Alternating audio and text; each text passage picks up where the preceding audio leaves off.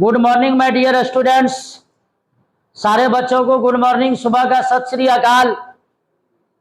और आज मैं आप लोगों को दिगंत भाग 2 12वीं कक्षा के लिए, जो कि चैप्टर का नाम है रोज, और दिगंत भाग 2 ये क्लास 12 के लिए ये हिंदी का चैप्टर है और ये 5वां चैप्टर है। चलिए आज मैं रोज के बारे में आप लोगों को, इस कहानी के बारे में आप लोगों को जरा सबसे पहले कहानीकार से अवगत कराता हूं और उसके बाद इन कहानी को पढ़ता हूं कि आखिर कहानी क्या कहना चाह रहे हैं। तो देख लिया जाए, सबसे पहले रोज के जो कवि लेखककार है उनका नाम है सच्चिदानंद हीरानंद वात्स्यायनज्ञ। सच्चिदानंद हीरानंद वात्स्यायनज्ञ। सबसे पहले यहां पर देख लिया जाए, इनका जन्म हुआ 7 मार्च 1911। 7 मार्च 1911 सच्चिदानंद हीरानंद वात्स्यायनज्ञ, इनका जन्म हुआ 7 मार्च 1911।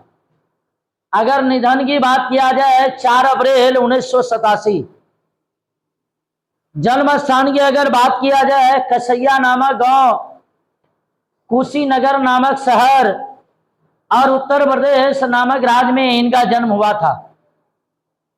अगर मूल निवास की अगर बात किया जाए, मतलब जन्म लिए ये कसैया में, लेकिन अगर मूल निवास मतलब ये रहना शुरू कर दिए, ये करतारपुर पंजाब में रहना शुरू कर दिए।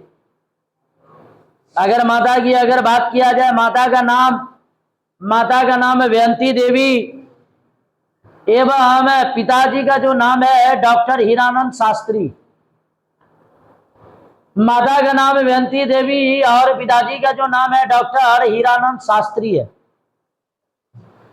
अब यहां पर अगर शिक्षा की बात किया जाए, प्रारंभिक 4 साल लखनऊ में घर पर अध्ययन किए।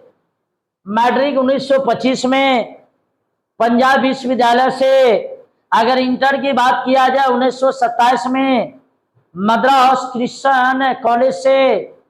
बीएससी की बात किया जाए 1929 में फोरमन कॉलेज लाहौर से, जो कि पंजाब वर्तमान अभी पाकिस्तान में, मतलब उस समय के अनुसार वो पाकिस्तान में था। अब यहाँ पर एमए जो है, एमए अंग्रेजी से, मतलब एमए जो इन्होंने मास्टर ऑफ आर्ट्स एमए जो किए हैं यह अंग्रेजी से किए हैं, लाहौर से किए हैं। और क्रांतिकारी आंदोलन में गिरफ्तार हो जाने के आगे पढ़ाई रुक गई। मतलब क्रांतिकारी आंदोलन जब हुई थी तो इनकी गिरफ्तारी हो गई थी और जिनके कारण आगे की पढ़ाई रुक गई।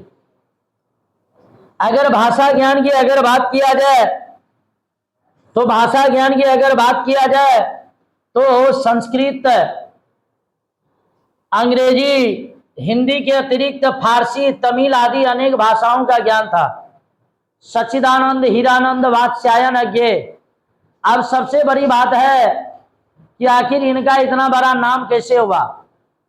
तो याद रख लिया ना, सबसे बड़ा नाम इसीलिए हो गया क्योंकि इनके पिताजी के नाम पर इनका नाम पड़ा। अब यहां पर देख लिया जाए, यहां है हीरानंद शास्त्री इनके पिताजी का नाम है। अब यहां पर हीरानंद है, मतलब इनके पिताजी के नाम पर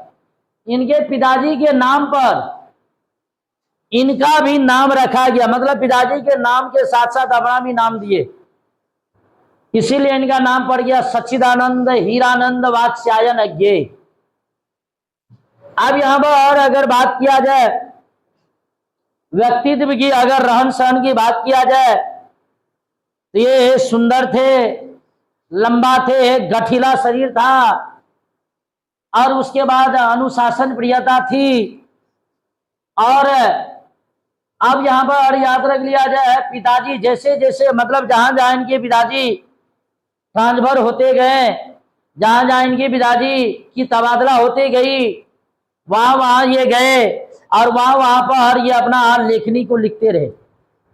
तो पिताजी का तबादला होने के कारण लखनऊ भी गए, लखनऊ गए इनके पिताजी तो ये भी लखनऊ गए, कश्मीर गए तो ये भी कश्मीर गए, लाहौर गए, पटना गए, मद्रास आदि स्थानों पर उनके साथ रहने और परिभ्रमण का संस्कार बचपन में ही मिला। अगर अभिरुचि, अगर इंटरेस्ट की अगर बात किया जाए तो इनको बागवानी करने में ज्यादा आनंद आता था, पर्यटन घूमने में ज्यादा आनंद आता था, अध्ययन पढ़ाई तो करने में ज्यादा आनंद आता ही था। इसके अलावा दर्जनों प्रकार के बहुत सारे ऐसे कार्य है जिनमें इनको मजा आता था। जैसे यहाँ पर फोटोग्राफी, फोटो लेने में मजा आता था, हस्तकला में मजा आता था, शिल्प में मजा आता था। और यहाँ पर उसके बाद बहुत सारे जगहों पर इन्होंने यात्रा भी किए, जैसे यूरोप में यात्रा किए, एशिया में यात्रा की, अमेरिका, अन्य देश में साहित्य की यात्रा की। अगर सम्मान की बात किया जाए, बात किया जाए सम्मान और पुरस्कार का, तो यह जो है साहित्य अकादमी पुरस्कार इन्हें मिला, भारतीय ज्ञानपीठ पुरस्कार इन्हें मिला, और युगोस्लाविया का अंतरराष्ट्रीय स्वर्णमाल आदि पुरस्कार मिला। मैं सबसे पहले बतला दो कि ये क्वेश्चन बार बार ऑब्जेक्टिव आपके बिहार बोर्ड में आता है कि सच्चिदानंद हीरानंद वात्स्यायन अज्ञे को कौन सा पुरस्कार मिला, तो याद रख लिया जाए, यहाँ पर आंसर में लिखिएगा साहित्य अकादमी पुरस्कार, भारतीय ज्ञानपीठ पुरस्कार, और उसके बाद युगोस्लाविया का अंतरराष्ट्रीय स्वर्ण माल आदि पुरस्कार इन्हें मिला। अब इन्होंने पत्रकारिता की बात की है, जो इन्होंने लिखे, सैनिक लिखे, जब ये आगरा में थे तो सैनिक लिखे, विशाल भारत कोलकाता में थे तो विशाल भारत लिखे, प्रयाग में थे तो प्रतीक लिखे, दिल्ली में थे तो दिनमान लिखे, नया प्रतीक दिल्ली में लिखे, नवभारत टाइम्स नई दिल्ली में लिखे, और थर्ड वाग एवरीमैन अंग्रेजी में इन्होंने संपादन किए। अब कृति की बात किया जाए तो 10 वर्ष की अवस्था में, मात्र जब इनकी उम्र 10 वर्ष थी, तो ये 10 वर्ष की उम्र में ही कविता लिखना शुरू कर दिए। 10 वर्ष की उम्र में ही कविता लिखना शुरू कर दिए। हिंदी अंग्रेजी दोनों भाषाओं में इन्होंने कविता लिखे। बचपन में खेलने के लिए, जब ये बचपन में खेलते थे तो इंद्र सभा नामक नाटक लिखा। जब ये बचपन में खेलते थे तो इंद्र सभा नामक नाटक लिखा। घर में एक हस्तलिखित, मतलब हाथ से लिखी हुई पत्रिका आनंद बंधु निकालते थे। घर में बैठे बैठे ये काम करते थे। और 1924-25 में अंग्रेजी में एक उपन्यास लिखा था। 1924 में पहली कविता इलाहाबाद की स्कॉट पत्रिका सेवा में प्रकाशित हुई। 1930 के बाद नियमित इन्होंने लेखन शुरू कर दिए। विपथगा, जयदोल, ये तेरे प्रतिरूप, छोड़ा हुआ रास्ता, लौटी पगडंडिया आदि ये कहानी संकलन है। शेखर एक जीवनी प्रथम भाग 1941 में लिखा गया, द्वितीय भाग 1944 में लिखा गया, नदी के द्वीप 1952 में लिखा गया, अपने अपने अजनबी 1961 में लिया गया, और ये सभी उपन्यास है। उत्तर प्रियदर्शी 1967 में लिखा गया, जो कि नाटक है। भग्नदूत, चिंता, इत्यलम, हरी घाट भर क्षण भर, बावरा हेरी, आंगन के पार द्वार, कितनी नामों में कितनी बार, सदा निरा, ऐसा कोई घर आपने देखा है आदि, ये सब कविता है जो इनके द्वारा लिखा गया। अरे यायावर रहेगा याद 1953 में, एक बूंद सासा उछली 1961 में, ये यात्रा साहित्य है।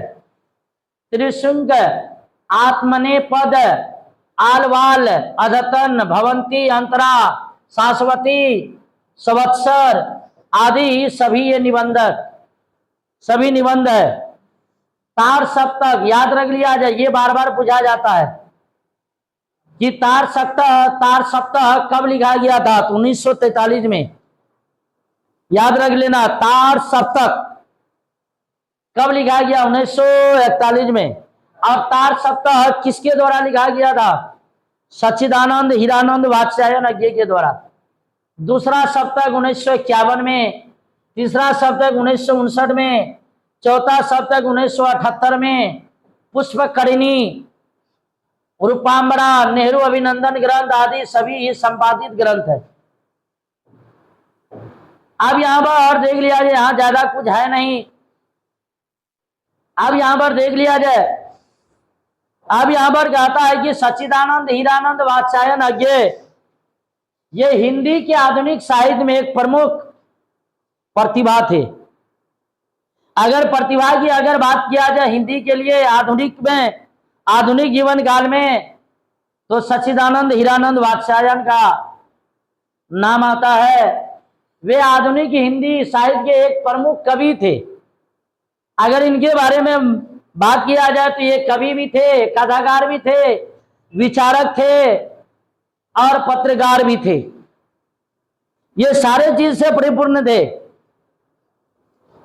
अब उसके बाद ज्यादा यहां पर कुछ नहीं। हाँ, लेकिन एक क्वेश्चन मैं आप लोगों को बता दे रहा हूं कि कथा साहित्य में प्रेमचंद्र और जयशंकर प्रसाद के बाद, अगर कथा साहित्य की अगर बात की जाए तो प्रेमचंद्र और जयशंकर के बाद क्रांतिकारी परिवर्तन में आज्ञा जी का महत्वपूर्ण भूमिका रहा है। मतलब प्रेमचंद्र और जयशंकर प्रसाद जी के बाद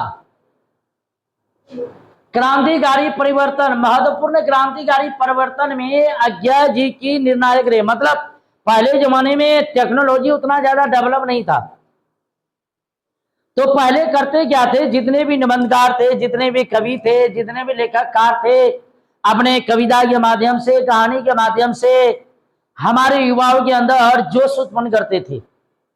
हमारे युवाओं को हमारे देश के बारे में जागरूक करते थे। हमारे युवाओं के अंदर उत्साह भरने के लिए ये बड़े बड़े कविता, अच्छे अच्छे कविता, कहानी, कथा इत्यादि लिखते थे। आज तो टेक्नोलॉजी इतनी ज्यादा है कि हम लोग सारा चीज जानते हुए भी हम लोग गलत कर बैठते हैं। क्योंकि टेक्नोलॉजी आजकल के युग में सबके पास मोबाइल है, सब चीज जानता है कौन चीज सही है, कौन चीज खराबी है। फिर भी हम लोग खराबी की और ज्यादातर अग्रसर होते हैं। तो इस सब पर नियंत्रण करनी चाहिए।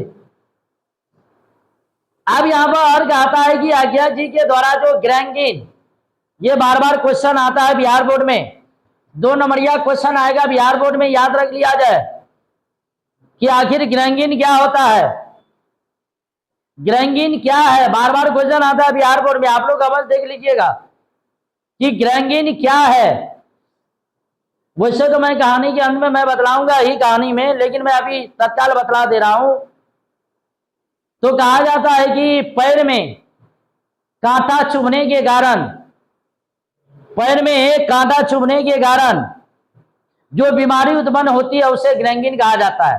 अर्थात कहने का मतलब, इस कहानी में हम लोग जानेंगे कि मालती के जो पति है महेश्वर प्रसाद, वो एक डॉक्टर है और वो एक ग्रैंगिन के डॉक्टर है।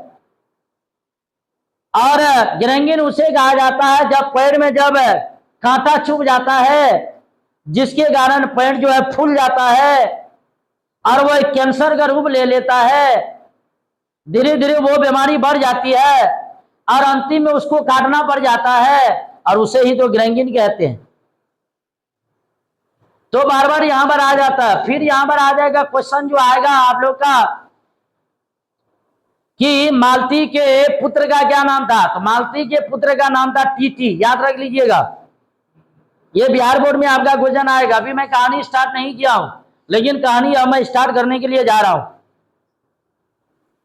और मालती के पति का क्या नाम था, तो मालती के पति का नाम था महेश्वर प्रसाद।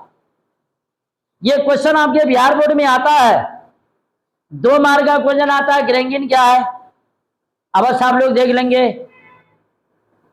मालती के पुत्र का क्या नाम था, तो मालती के पुत्र का नाम था टीटी। क्या नाम था, टीटी। और उसके बाद यहाँ पर कहता है कि मालती के पति कौन सा काम करते थे? तो मालती के पति डॉक्टर थे, डिस्पेंसरी डॉक्टर। ये क्वेश्चन को आवाज देख लेंगे, इस क्वेश्चन को आवाज आप लोग देख लेंगे।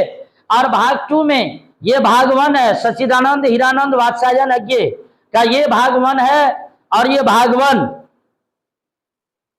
केवल मैं सच्चिदानंद के जी के जीवनी के बारे में मैं बतलाया हूं, लेकिन भाग 2 में इस कविता को मैं आप लोगों के सामने प्रस्तुत करूंगा।